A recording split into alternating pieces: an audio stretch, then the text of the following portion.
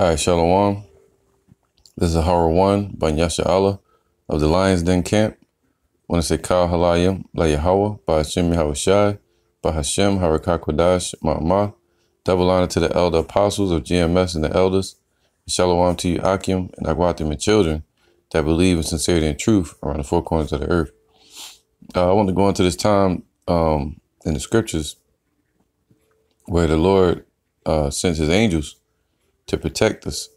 All right. Now the scriptures read this. This is Psalms 34:7.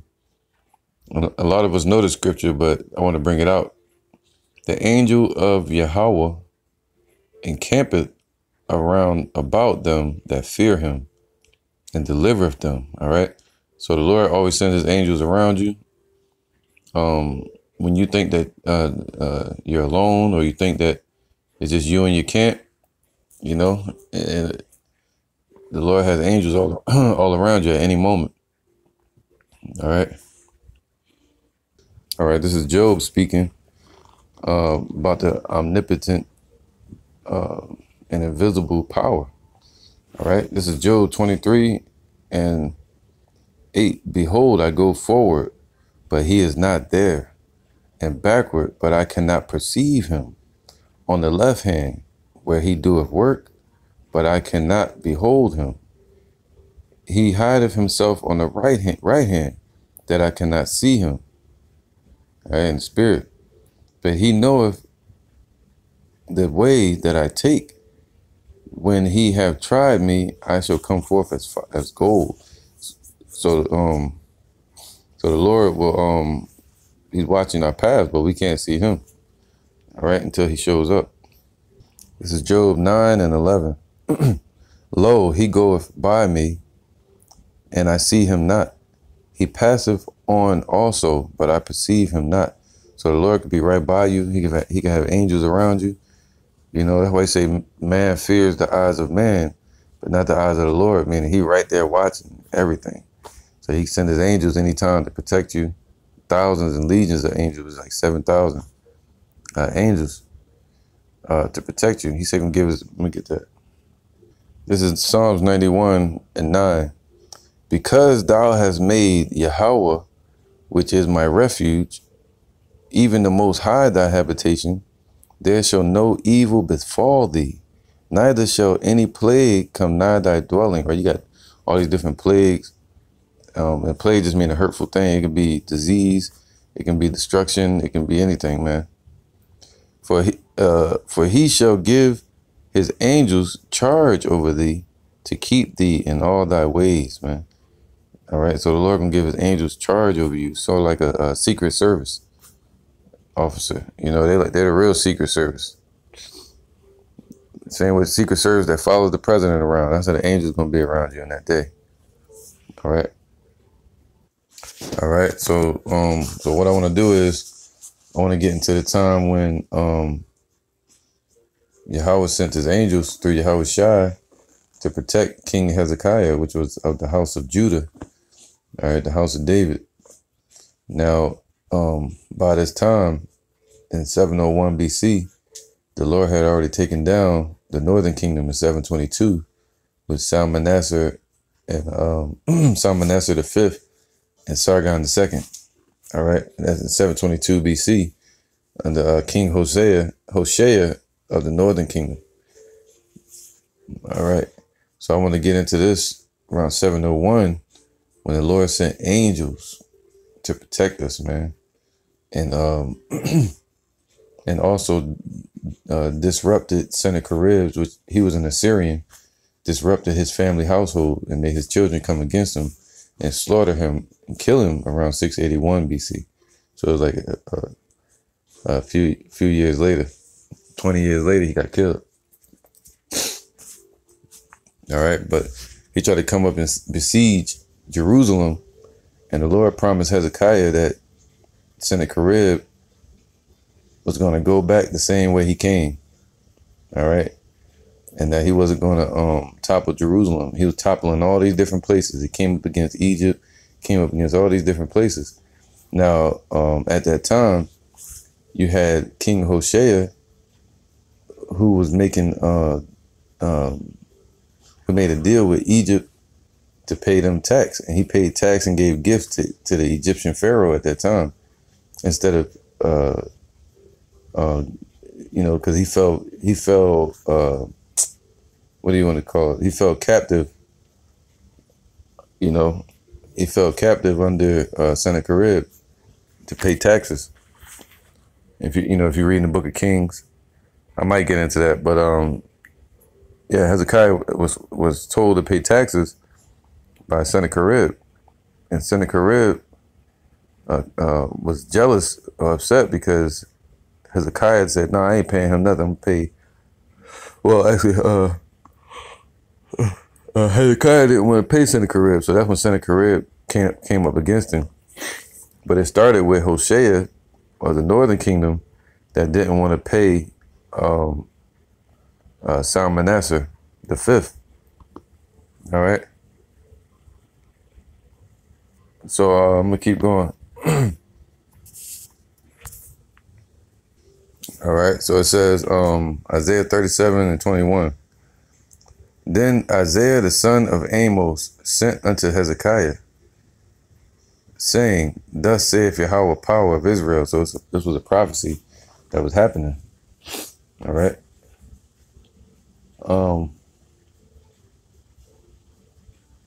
Whereas thou hast prayed to me against Sennacherib, king of Assyria. All right. This is the word which Yahweh hath spoken concerning him. The virgin, the daughter of Zion, have despised thee and laughed thee to scorn. The daughter of Jerusalem have shaken her head at thee. Whom hast thou reproached and blasphemed? And against whom hast thou exalted thy voice and lifted up thine eyes on high? Even against the Holy One of Israel. So the Lord was saying, you come up against Jerusalem, right? If you come up against the northern tribes, then you basically coming up against Yahweh B'Shem Yahushua, the same God that freed us from Egypt. It says, by thy servants hast thou reproached the Lord, and hast said, by the multitude of my chariots I am come up to the height of the mountains, to the sides of Lebanon, and I will cut down the tall cedars thereof, and the choice fir trees thereof, and I will enter into the height of his border, and the forest of his Carmel, Carmel. I have digged and drunk water, and with the sole of my feet have I dried up all the rivers of the besieged places. Hast thou not heard long ago how I have done it, and of ancient times that I have formed it? Now have I brought it to pass that thou shouldest be laid to waste, Now have I brought it to pass that thou shouldest be to lay waste the fenced cities and into ruinous heaps. So the Lord is saying he's the one that created Sennacherib and brought them against the children of Israel and to take the land of Lachish. All right. It says, therefore, their inhabitants were of small power. They were dismayed and confounded. They were as the grass of the field, and as the green herb, as the grass on the housetops, and as corn blasted before it be grown. But I know thy abode, and thy going out, and thy coming in, and thy rage against me. So the Lord knows every move that the Assyrians were making, just like he knows every move that Esau is doing. All right. He said, there's nothing so secret that should not come to light, because the Lord seeth in secret. You know, the eyes of the Lord are 10 times brighter than the sun. Because thy rage against me and thy tumult is come up into mine ears. Therefore will I put my hook in thy nose, and my bridle in thy lips.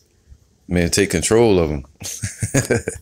And I will turn thee back by the way by which thou camest. So as soon as Sennacherib comes up against the land of Jerusalem, the Lord promised Hezekiah, for being righteous, you know, a righteous king doing things in the same way that David did. Because of that, the Lord said, I'm going to bless you, I'm going to protect you, and I'm not going to let nothing touch you. And he even added on 15 more years of Hezekiah's life when he became sick. And that's another miracle. All right. So that's the blessings you get for doing things righteously. All right. And 30, it says, and this shall be a sign unto thee. Ye shall eat this year such as groweth of itself. In the second year, that which springeth of the same. And in the third year, sow ye and reap, and plant vineyards, and eat the fruit thereof. And the remnant that is escaped of the house of Judah shall again take root downward and bear fruit upward. For out of Jerusalem shall go forth a remnant, and they that escape of Mount Zion. The zeal of Yahweh of hosts shall do this. Therefore thus saith the Yahweh concerning the king of Assyria, he shall not come into the city. See, look at the prophecy.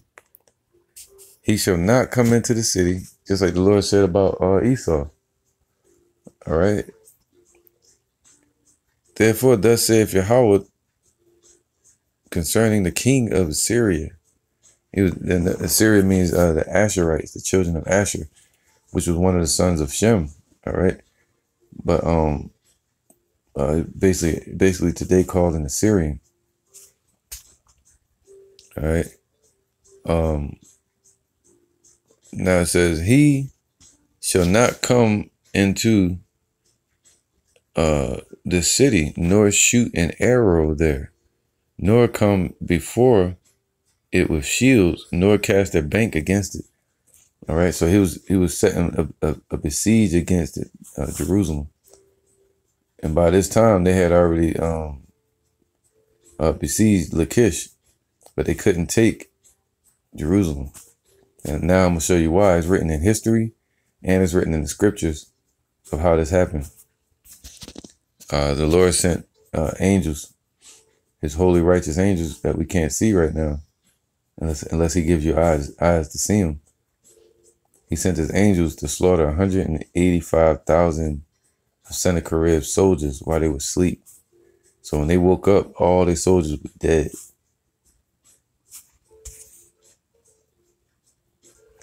All right. So now you had them come up against Jerusalem and take Lachish around 701 BC. But the Lord killed their 185,000 of Sennacherib's soldiers. Now, where was I at? Okay, 34. By the way that he came, by the same shall he return, and shall not come into this city, saith Yahweh. For I will defend this city to save it for my own sake. And he's saying that today. He's going to defend the house of Jacob, the 144,000, to save him for himself. All right. This is Isaiah 59 and 19. So shall they fear the name of Yahweh from the west, and his glory from the rising of the sun. When the enemy shall come in like a flood, the spirit of Yahweh shall lift up a standard against him, man. All right. And the Redeemer shall come to Zion, and unto them that turn from transgression in Jacob, saith Yahweh. All right. So the Lord promising us that he's going to lift up a standard against our enemies to keep some for himself. You know, same way he did with Hezekiah. This is Isaiah 41 and 14. Fear not, thou worm Jacob. And, you know, worm meaning like a lowly creature, you know, a weak and defenseless creature. And ye men of Israel, I will help thee. So that's the northern kingdom and the southern kingdom, saith Yahweh, and thy Redeemer, the Holy One of Israel. All right. So, you know, since we were separated after 722, the northern tribe was exiled to the land of the Medes. And then later on, they left that land and came over here to what's called ASSYRIAN. All right, after being exiled under Salmanassar V in the Book of Kings, 2 Kings, I think 18, and that happened in 722. So we're back together. All right, this is the only time we've really been able to come back together since then, as the two sticks, you know, the northern kingdom and southern kingdom. So this is where the Lord's going to lift us up and protect us. 15, behold, I will make thee a new sharp threshing instrument having teeth. Thou shalt thresh the mountains and beat them small, and shall make the hills as chaff, man. So the Lord going to protect and uplift his children and give them spiritual abilities to slaughter 1,000 men, the same way the angels did. But remember in Psalms 91, he said he's going to give his angels charge over thee, and they shall keep thee in all thy ways. All right, now this is a prayer. That's why it's important to pray, especially when things are too hard for thee. The Lord said pray. Now, this is when Hezekiah was praying because he was sick. He was about to die. And the Lord used that to reveal himself to Hezekiah, that he was going to protect him. So he told Isaiah, that was prophesying at that time, told him to give a message to Hezekiah that he was going to be healed. And not only that, that he wasn't going to just die in a few minutes, but he was going to live 15 more years. He was going to add 15 more years to his life. Can you imagine that? 15 more years when you were just about to die 1 minute ago? All right, somebody walk up to you and say, hey, you're going to die. Next thing you know, they come and tell you, hey, the Lord said he's going to add 15 more years to your life. So he hears you. He's out there. And he said he's going to bring down Sennacherib. So I'm going to read this. And he's going to protect him for himself. 2 Kings 20:3. I beseech thee, O Yahweh, remember now how I have walked before thee in truth and with a perfect heart, and have done that which is good in thy sight. And today we do that which is good in thy sight by keeping the laws to the best of our ability and doing the good work, right? Teaching the good news. And Hezekiah wept sore. And it came to pass afore Isaiah was gone out into the middle of the court, that the word of Yahweh came to him, saying, so before Isaiah was leaving away from Hezekiah, the Lord answered Hezekiah's prayer. He just came and told Hezekiah he was going to die. Now, before he even got far away from Hezekiah, the Lord answered Hezekiah's prayer. It says, turn again and tell Hezekiah, the captain of my people, thus saith Yahweh, the God of David, thy father, I have heard thy prayer. I have seen thy tears. Behold, I will heal thee. On the third day, thou shalt go up unto the house of Yahweh. And I will add unto thee, unto thy days, 15 years. And I will deliver thee and this city out of the hand of the king of Assyria. And I will defend this city for mine own sake, for my servant David's sake. Man, remember he promised David he would keep a seed for himself. All right. And he did that. He kept the house of Judah for himself. Now it says, where was that? Let me get this. So he said for himself and for David, his servant's sake. All right, Isaiah 37:35. For I will defend this city to save it for mine own sake and for my servant David's sake. You know. 36. Then the angel of Yahweh went forth and smote in the camp of the Assyrians 184,500. So that's 185,000 soldiers. That's a lot of people. You can count 100 soldiers, then you count another 100, then another 100, then another 100, then another. Go get to 185,000. That's a lot of soldiers. That's a whole army. You know, 100,000 men. That's an army. So the Lord sent an angel to destroy them, man. You know, one angel can destroy the whole universe. All right. So the Lord sent Yahushua, most likely, or Michael and the other angels. So it says, verse 36, then the angel of Yahweh went forth and smote in the camp of the Assyrians 185,000. And when they arose early in the morning, behold, they were all dead corpses. Shit. So when they were asleep, they were on their way to Jerusalem, and while they were sleeping, they went to sleep and probably broke camp.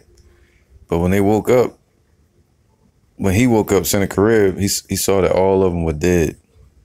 Can you imagine that? The whole army just dead. So there's no telling what the Most High got planned. I mean, like detailed plan for Esau, man. We know the out layers of it, but how he gonna do it in detail? Shit. We don't know what type of standard he gonna raise up. He gonna give us spiritual abilities. He gonna send his angels, all the above. All right. All right. So when the Lord sent his angels, most likely it was Yahushua, because the angel that freed us from Egypt and delivered us is Yahushua. That's the death angel that was sent. All right. To kill the Pharaoh's children. This is Wisdom of Solomon 18 and 15. Thine almighty word leaped down from heaven out of thy royal throne. So Yahushua is sent from out of his royal throne, all right, out in the heavens, as a fierce man of war in the midst of a land of destruction. You know, it says, and brought thine unfeigned commandment as a sharp sword, and standing up filled all things with death, and it touched the heaven, but it stood upon earth. It's deep, man. So same way the Lord sent angels today as he did during the times of Assyria and with Egypt. He sent his angels from the spirit realm. All right? And the top angel is Yahushua, the word, the living word. And he said the word leaped down from heaven out of the royal throne as a fierce man of war, to render judgment, as he's going to do real soon. All right, when he comes down from the heavens, he's going to be as a fierce man of war. All right. Now it says so the angel killed 185,000 of Sennacherib's men around 681 BC. That was when Sennacherib, it was around 701 BC. That's when the siege on Jerusalem was happening, and that's when you get this right here. All right, they got something called the Siloam Tunnel, which is called the Hezekiah's Tunnel inscription to it, and that's a key factor to finding out what's the true Hebrew, separating it from the Aramaic, which was the Assyrians' language at that time, following after Tiglath-Pileser around the 8th century BC, 7th century BC. You know, so, but our language was the Paleo Hebrew at that time. It was called ancient. Now, I'm gonna read this. The Siloam Tunnel, also known as Hezekiah's Tunnel, is a water channel that was carved beneath the city of David in Jerusalem in ancient times. See, all the proof and artifacts are there that back up the scriptures. All right, because this Siloam Tunnel was built to be able to reach the pools of Siloam, or the water, during the siege of Sennacherib. So Hezekiah was told to build and dig to be able to reach the water. All right. And along that tunnel, he wrote an inscription. But he wrote it He had it chiseled in the Paleo Hebrew. It says, also known as Hezekiah's Tunnel, is a water channel that was carved beneath the city of David in Jerusalem in ancient times. Its popular name is due to the most common hypothesis, meaning scientific guess, that it dates from the reign of Hezekiah of Judah, late 18th century, early 7th century BC. Yeah, I think Hezekiah started ruling around 716 all the way till 687, I think it was. All right. According to the Bible, it says, and corresponds to the waterworks mentioned in 2 Kings 20 and 20 in the Hebrew Bible. According to the Bible, King Hezekiah prepared Jerusalem for an impending siege by the Assyrians by blocking the source of waters of the upper Gihon, the Gihon Springs. And that shows you where the city of David is in the south, and leading them straight down on the west to the city of David. All right. So on the west where the city of David is, then you have Jerusalem. Now, I want to get this real quick, see what this is. This is 2 Kings 20 and 20. Now the rest of the acts of Hezekiah and all his might, and how he made the pool and the conduit and brought water into the city, are they not written in the book of the Chronicles of the kings of Judah? All right, so that shows you in scripture and in history, as far as artifacts, that the tunnel was built by Hezekiah, the king of Judah, man. And it shows you the power of Yahweh B'Shem Yahushua, that he was intervening, you know. So I'm going to finish this off right here, Isaiah 37 and 36. Then the angel of Yahweh went forth and smote in the camp of the Assyrians 185,000. So that's 185,000 men.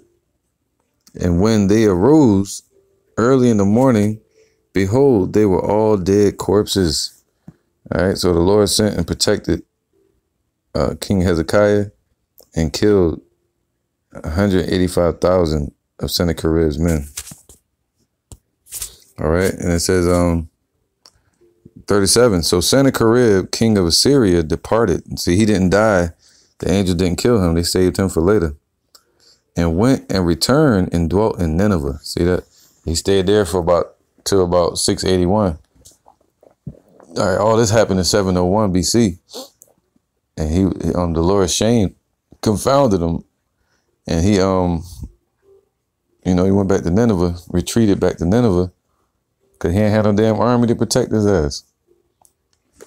When he went back to Nineveh, the Lord did this to him. He was in Nineveh worshiping his idols. And in the midst of him worshiping his idol, his demon, in the midst of that, that's when the Lord had this happen to him. He had him killed by his own sons out of jealousy and envy.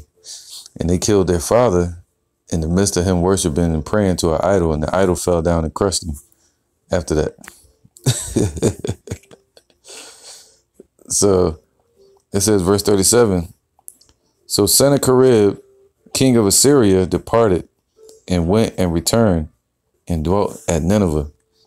And it came to pass, as he was worshiping, in the house of Nishrosh, his god, and it's like the moon or the sun idols, that Adramelech and Sherezer, his sons, smote him with the sword, and they escaped into the land of Armenia, and Esarhaddon, his son, reigned in his stead. Now, the reason that happened, one, because the Most High brought that to pass, and also the Most High timed it perfect to where Sennacherib was killed around 681 BC to free up people like Tobit of Naphtali in the northern kingdom, when we was in the land of the Medes.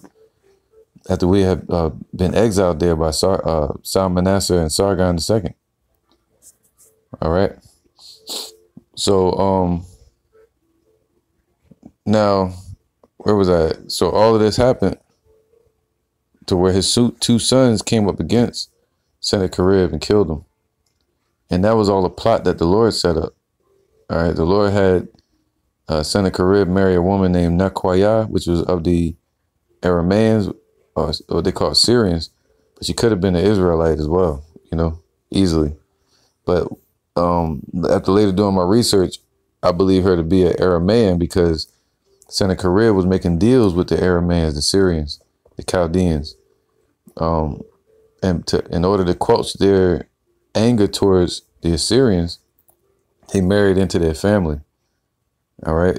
And her name was Nakwaya, which could have been pronounced phonetically differently, as the Assyrians spoke Aramaic, all right, under the order of Tiglath-Pileser.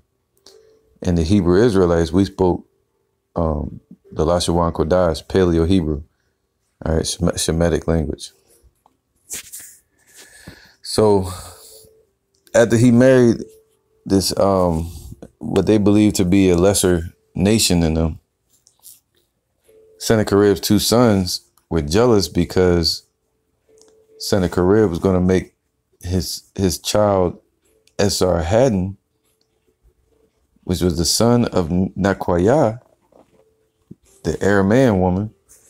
They were jealous of that. They was like, yo, she's not an Assyrian. You know, how you going to have sex with her, have a child, and put him on the throne? You know, see that? But he had promised her he was going to put her child on the throne. So they put a plot to kill Esarhaddon and the woman. And in the midst of that, they killed their own father. And the Most High made all that happen, man. All right, divided their household. So the angel was sent to kill 185,000 of Sennacherib's men. And then later the Lord had a judgment set for Sennacherib, just like with Antiochus Epiphanes, when his damn bowels started giving him pain out of nowhere. All right, the Lord put a sudden death on these damn heathens and 2/3 of our people. All right, now that was the prophecy, and you seen it happen. But now this is like when it happened. 2 Kings 19:32. Therefore, thus saith Yahweh concerning the king of Assyria, he shall not come into the city, nor shoot an arrow there, nor come before it with shield, nor cast a bank against it. And he did that because he shut down his army. He killed his whole army. By the way that he came, by the same shall he return, and shall come up, and shall not come into the city, saith Yahweh. I will defend this city to save it for my own sake and for my servant David's sake. You know? So it's basically saying the same thing. So let me get to the point. This is Sirach 48:17. Hezekiah fortified his city.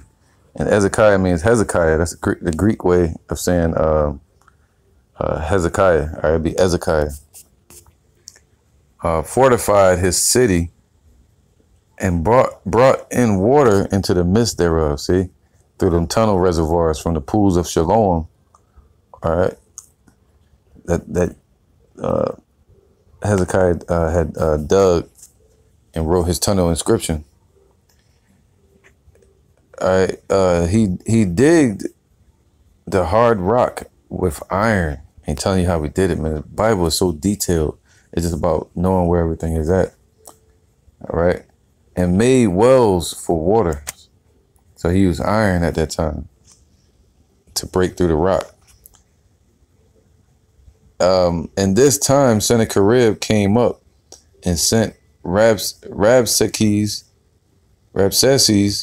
and lifted up his hand against Zion and boasted proudly. Then trembled their hearts and hands, and they were in pain as women in travail. But they called upon Yahweh Ba'ashem Yahushai, which is merciful, and stretched out their hands towards him, and immediately the Holy One heard them out of heaven and delivered them by the ministry of Isaiah. All right, it says Isaiah, but that's Greek for Isaiah. All right, so the Lord said when we pray, he's going to hear us from heaven. He's going to say, it is my people. All right. Behold, it is my people. And he's going to send help. All right, so the enemy going to come rushing in as a flood. These things are going to happen. All right. Verse 22. 21. He smote the host of the Assyrians, and his angel destroyed them. For Hezekiah had done the thing that pleased Yahweh, and was strong in the ways of David his father. So today, the things that please the Lord is doing his work and being strong in the ways of David our father, which would be to keep the laws to the best of our ability and be brotherly. And Isaiah the prophet, who was great and faithful in his vision and commanded him, you know. It says, in his time, the sun went backward and he lengthened the king's life, man. So the Lord turned the sun backwards for, that let you know that the sun moves around the earth. You know, they always say the earth moves around the sun. Nope, the sun moves around the earth. He said he turned the sun backwards, you know, made it go back in his orbit. And he saw by an excellent spirit what should come to pass at the last. And he comforted them that mourned in Zion. He showed what should come to pass forever in secret things or ever they came. Now I want to read this because you had Sennacherib come up against us, and he was lying to us. He was spreading out lies, propaganda, telling our people don't believe Hezekiah, telling Hezekiah don't believe in Yahweh, and don't trust in Egypt. You know, as far as any deals they had with Egypt, through Hosea, you know, he's like, yo, matter of fact, I'm gonna read it. 2 Chronicles 32:1. After these things and the establishment thereof, Sennacherib, king of Assyria, came and entered into Judah and encamped against the fenced cities and thought to win them for himself. And when Hezekiah saw that Sennacherib was come and that he was purposed to fight against Jerusalem, he took counsel with his princes and his mighty men to stop the waters of the fountains which were without the city, and they did help him. So there was gathered much people together who stopped all the fountains, and the brook that ran through the midst of the land, saying, why should the kings of Assyria come and find much water? You know, and that's why they built the water conduits and stopped all the pools of water.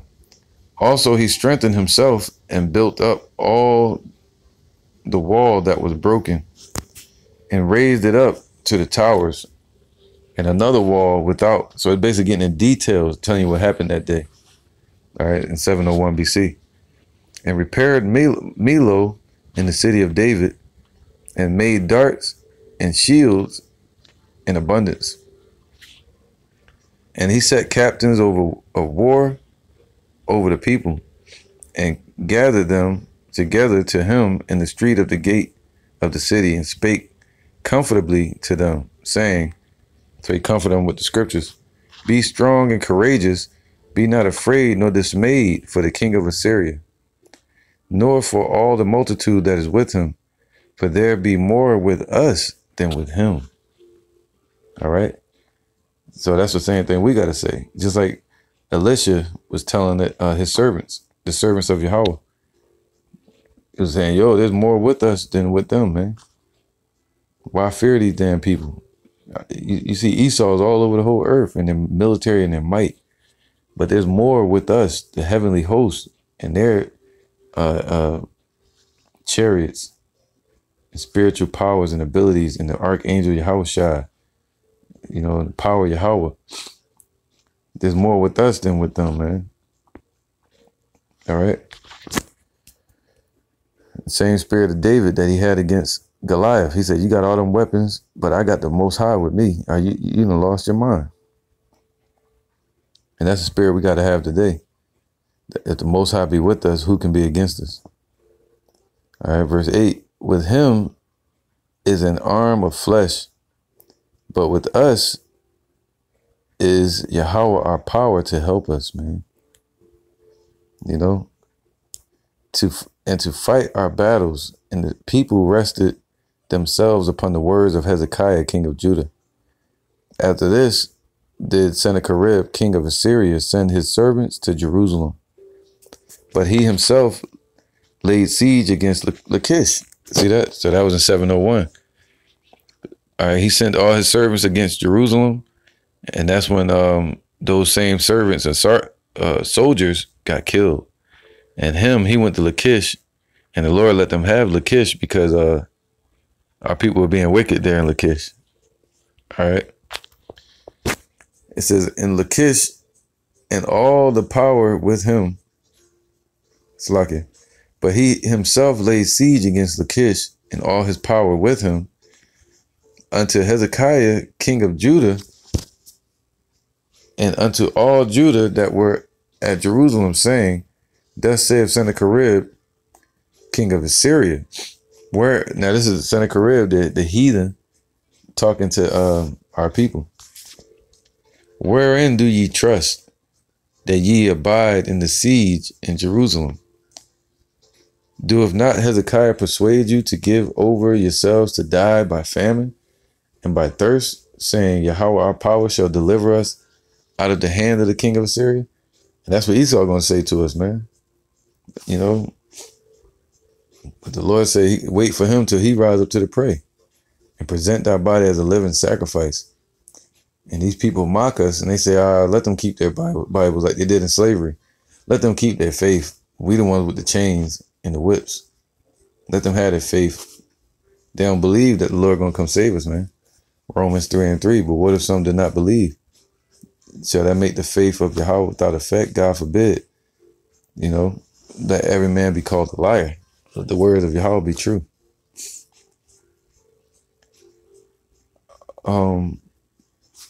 Now, it says, verse 12, have not the same Hezekiah taken away his high places and his altars?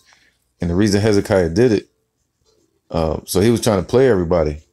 Hezekiah went around and took all the gold from off the doors of the temple and different places of the temple so he can sell it, you know. Now, Sennacherib used that against him and was like, yo, y'all gonna trust this man and he the one that destroyed your temples, taking all the gold out of it?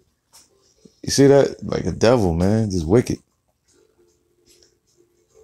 It says, have not the same Hezekiah taken away all his high places and his altars, and commanded Judah and Jerusalem, saying, ye shall worship before one altar and burn incense upon it?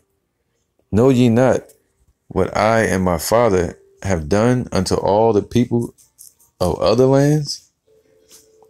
Were the gods of the nations of those lands any ways able to deliver their lands out of my hand? See, our God is true, the living power, the God of Abraham, Isaac, and Jacob. Who was there among the gods to those nations that my fathers utterly destroyed, that could deliver his people out of my hand, that your God should be able to deliver you out of mine hand? And that's what Esau's saying today. You know, they want to bring in a new world order and they think the Lord ain't going to show up. But when they start seeing the prophecies coming to pass, the men of the Lord waking up, they know that they got a short time. All right. But they saying to us like, yo, we took y'all down in slavery. Look at Alexander. Look at the Diadochi. Look at Antiochus Epiphanes. Look at the Roman Empire, the Greeks. Look at America. With the Lord like, I'm going to destroy that in 1 hour. All right. Verse 14. Who was there among all the gods of those nations that my father Verse 15. Now therefore let not Hezekiah deceive you, nor persuade you on this manner, neither yet believe him. For no God of any nation or kingdom was able to deliver his people out of his hand, out of my hand, and out of the hand of my fathers. How much less shall your God deliver you out of my hand? And that's where he messed up, because he's coming against Yahweh Ba'ashem Yahushai by touching the apple of his eye. All right. And the only reason the Lord allowed Antiochus Epiphanes and these Assyrians to take our people down is because our people were being wicked and trespassed against the Lord and transgressed the laws of Yahweh. Verse 17. Verse 16. I'm going to read all the way down to 22. I know this is a long read, but I'm going to read the 22. And verse 16, and his servants spake yet more against the Lord Yahweh and against his servant Hezekiah. And he wrote also letters to rail on Yahweh, power of Israel. So he wrote letters just to talk shit about the Most High, man. And to speak against him, saying, as the gods of the nations of other lands have not delivered their people out of mine hand, so shall not the God of Hezekiah deliver his people out of my hand. Sheesh. And the Lord put hell on that dude, man.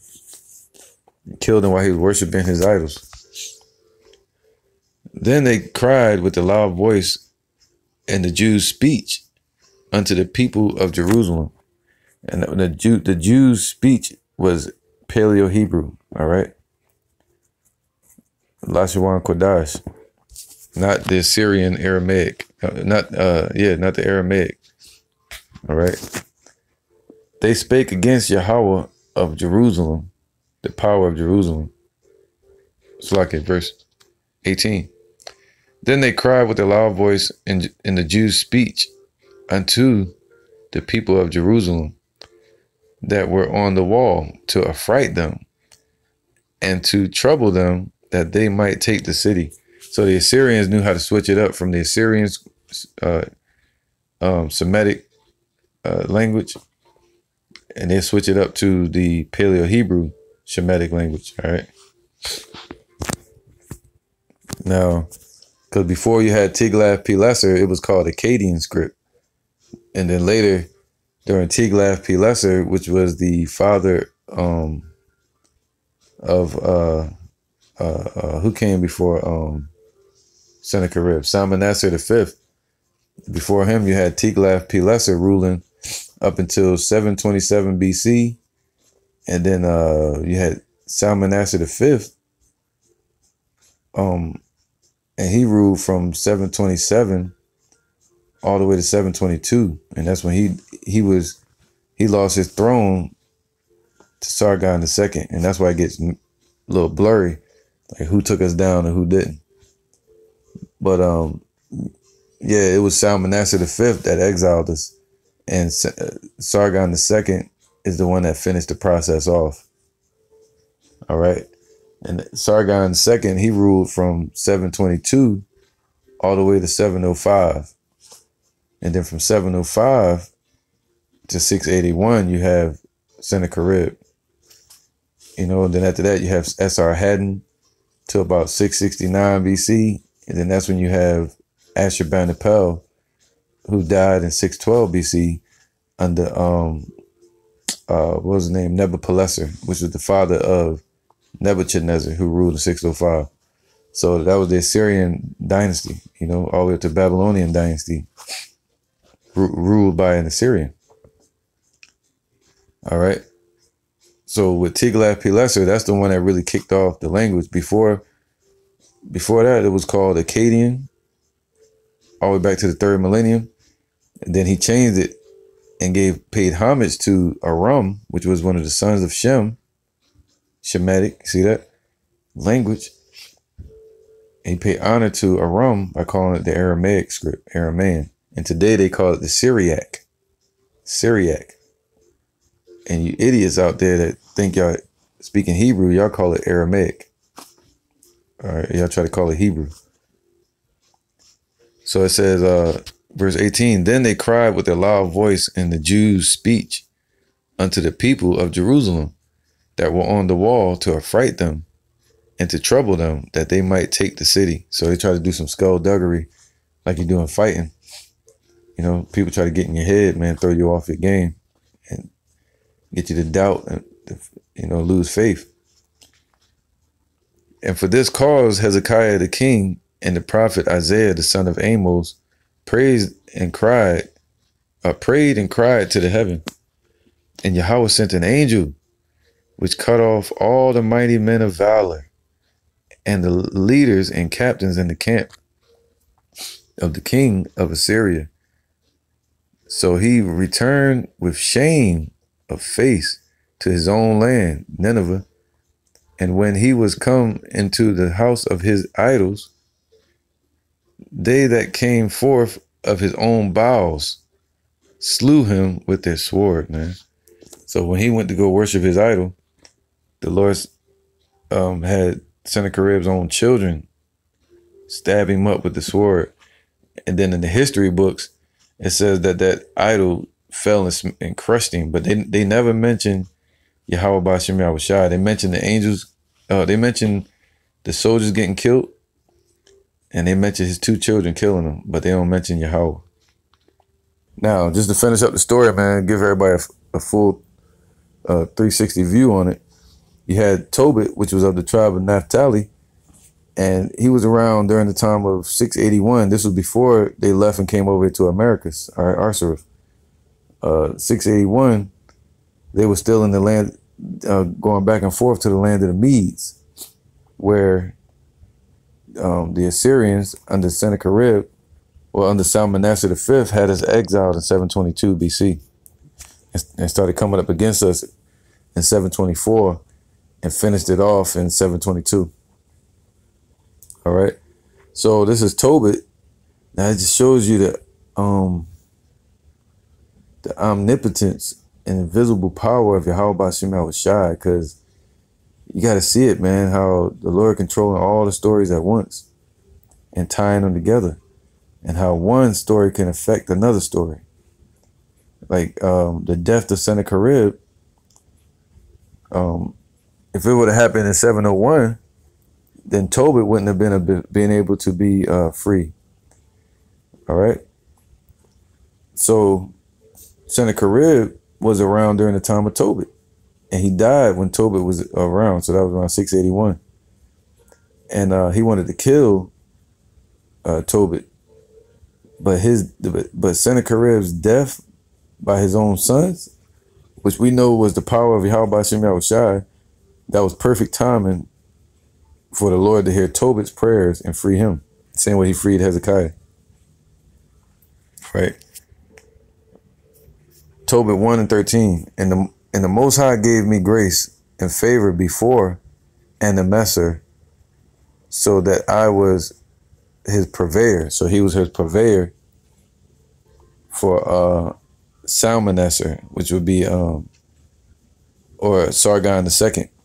All right, however you want to look at it. So it'd be Shalmaneser. Some people say this is Sargon II because Sennacherib. It says Sennacherib was his son, so that had to be Sargon II. All right, that was ruling after Shalmaneser V. All right. So this is Tobit 1 and 13. And the Most High gave me grace and favor before Anamesser, so that I was his purveyor. All right. So a purveyor is a person who sells or deals in particular goods. A person or group that spreads or promotes an idea or view. So he was like his promoter, you know, his stock person, his retailer, his trafficker, his vendor, his trader, all right, his supplier. All right, so I want to read this from the top real fast. Tobit 1 and 1. The book of the words of Tobit, son of Tobiah, the son of Ananiel, the son of Aduel, the son of Gabael, of the seed of Asael, of the tribe of Naphtali, who in the time of Anamesser, king of Assyrians, was led captive out of Thisbe, which is at the right hand of that city, which is called properly Naphtali in Galilee above Asser. Right, so they say that it was Salmanassar, but Salmanassar was dethroned by Sargon II in the midst of 722. So Sargon II is the one that finished it off, all right, the exiling. All right, so it says, I, Tobit, have walked all the days of my life in the ways of truth and justice, and I did my alms deed to my brethren and my nation who came with me to Nineveh in the land of the Assyrians. So you had some people get exiled to Nineveh and then to the land of the Medes and so on and so on. All right. Let me skip down now. So all his people, Naphtali's, what's his name? Tobit's family, they started worshiping idols, man, worshiping the devil or Baal. All right. So they became what? Gentiles. Now let me get back to the point. Verse 15. Well, actually, verse 13. Tobit 1 and 13. And the Most High gave me grace and favor before Enemessar, so that I was his purveyor. All right, so the Lord raised him up to be able to do that, just like Joseph, just like Daniel. Now, when Enemessar was dead, Sennacherib, his son, reigned in his stead. All right, so Enemessar had to be Sargon II, who died around 705 BC. And his son, Sennacherib, which came up against Hezekiah, started ruling. He died around 681. All right. Lost his power seat in 687 because what they would do is something called co-ruling. That's why it looks blurry when you see that Ahaz stopped ruling, around 697, but what's the name? Ahaz stopped ruling around like 737 or 720s, and he gave the seat up in 716 when he died. That's why it looks blurry, because he'll start co-ruling, as he was co-ruling with Hezekiah, and then Hezekiah co-ruled with his son Manasseh. All right, and then you have Manasseh. His son was Josiah. All right, but they have their deaths later, and then like 20 years before that, 10 years before that, they would co-rule with the next king. All right. So, verse 15. Now, when Enemessar was dead, Sennacherib, his son, reigned in his stead. So the father of Sennacherib was Sargon II. All right. Even though they say Enemessar means Salmanassar V, which would be the grandfather of Sennacherib, but in reality, it's talking about Sargon II was dead, and Sennacherib, his son, reigned in his stead, whose estate was troubled, that I could not go into Media. All right. So he couldn't go into Media, Tobit, because of the wars and everything that was going on.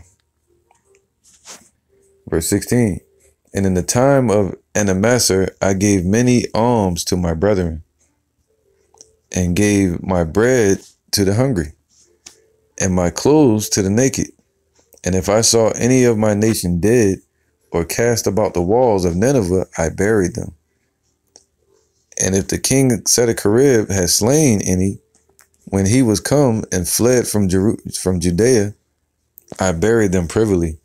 For in his wrath he killed many, but the bodies were not found when they were sought for of the king.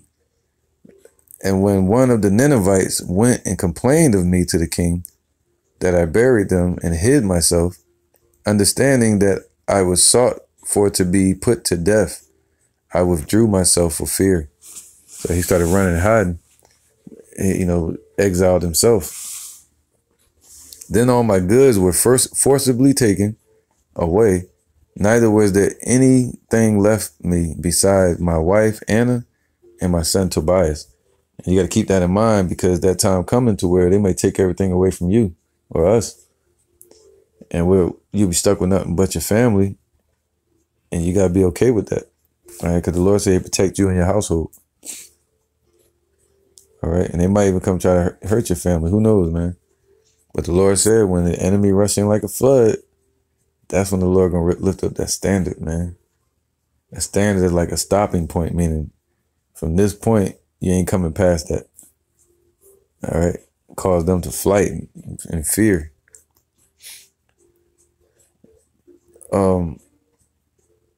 Verse 21, and there passed not 55 days. So that was 55 days. So this had to happen in 681 BC. It says, before two of his sons killed him, and they fled into the mountains of Ararat. And Sarchedonus, his son, reigned in his stead, who appointed over his father's accounts and over all his affairs Achiacharus, my brother Anael's son. And Achiacharus entreated for me. I returned to Nineveh. Now Achiacharus was cupbearer and keeper of the signet, and steward and overseer of the accounts. And Sarchedonus, which would be Esarhaddon, the son of Sennacherib, who started ruling in 681. It says, appointed him next unto him, and he was my brother's son. It's deep, man. So the Lord put one of our people in power, in a power seat, to be able to ease the stress on our people, man. All right. And to free up Tobit so he can come back to where they were at. See that? So the Lord killed Sennacherib by the hands of his own two sons. And before that, he killed Sennacherib's army in 701 BC. And then in 681, he sent Sennacherib's own children to kill him. And by doing so, it was freeing up Tobit and also Hezekiah. All right. And if you go to the history books and you type in Sennacherib's death, it's going to tell you that his soldiers died, 185,000 of. They'll probably say 180,000, but it's 185,000. The Bible's correct and accurate, except for parts it was tampered with. But anyway, so if you look in history, it's going to say his two sons killed him. And all that was the will of Yahweh B'Shem Yahushua, our power, man. It shows where he was acting and moving upon the earth. Sirach 2:7, ye that fear the Lord, wait for his mercy, and go not aside lest ye fall, man. And that's mercy to be able to give us this truth, to protect us, to defend us, to vindicate you in any situation when you're being falsely persecuted. You wait for the Lord. And when we're moving towards judgment day, we wait for his mercy. Ye that fear Yahweh, believe him, and your reward shall not fail. Ye that fear Yahweh, hope for good, and for everlasting joy and mercy. Look at the generations of old, right? Like Hezekiah, Tobit, so on and so on. And see, did ever any trust in the Lord and was confounded? Or did any abide in his fear and was forsaken? Or whom did he ever despise that called upon him? For the Lord is full of compassion and mercy and long suffering and pitiful and very pitiful, and forgiveth sins and saveth in time of affliction. Woe be to fearful hearts, minds, right? Your mind. Woe be to fearful minds and faint hands, and the sinner that goeth two ways, man. So woe be to fearful hearts, meaning doubters that fear man more than the Most High. He said, fear not him that can kill the body, but fear him that can destroy body and soul in hell upon the earth. It says, and faint hands, meaning doing the work. becoming a slugger and slacking your work, not doing the work. And the sinner that goeth two ways, man, coming unto the Lord with a double heart, having your foot in the world and also claiming to be in the truth. All right. It says, woe unto him that is faint-hearted, for he believeth not. Therefore shall he not be defended. All right. So you people that have stopped doing the work, you stopped doing what was pleasing to the Lord and good to the Lord. You know. So he said, you faint-hearted. And the ones that don't believe, that went back into the world, the Lord going to let Esau have his way. You're going to be like Lachish, but the Lord going to protect his hopeful elect, like Hezekiah and like Tobit, the ones that feared Yahweh Bashim Yahushua.